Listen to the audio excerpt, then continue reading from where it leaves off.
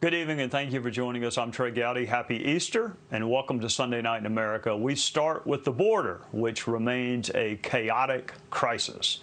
There are national security and law enforcement and public health concerns. Many Americans are not happy with the situation at the border, and then that becomes a political concern, especially for Democrats heading into the midterms.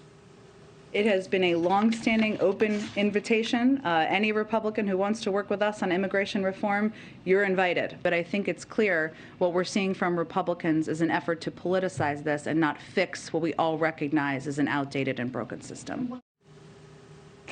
An open invitation, you say? The invitation I most vividly recall was actually extended back in 2020 by Democrat presidential candidates, including Joe Biden and Kamala Harris, to come to the southern border. You go back and listen to the rhetoric from the candidates. They didn't want border security. They didn't want to make it a crime to cross the border unlawfully. They had a hard time finding anyone they actually wanted to deport. And now they call the system broken, and they want Republicans to help fix it. But Democrats don't need Republican help. Remember, Democrats control the House, the Senate, and the White House. Democrats don't need legislative help. They need political help. They need help deflecting the blame for the crisis at the border.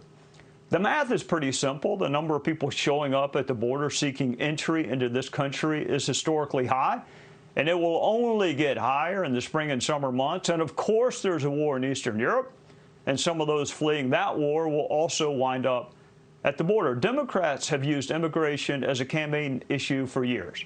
First, to attract support among Hispanic voters, and then to attract support among voters in this country sympathetic to the plight of those wanting to come to this country. We're all sympathetic to those seeking a better life. America is generous, and America is welcoming, more so than any other country in the world. Most of all, America is a nation of laws. And right now, it's hard to see the law through the chaos at the border. There will be a political price to pay for that come November. Hey, Sean Hannity here. Hey, click here to subscribe to Fox News YouTube page and catch our hottest interviews and most compelling analysis. You will not get it anywhere else.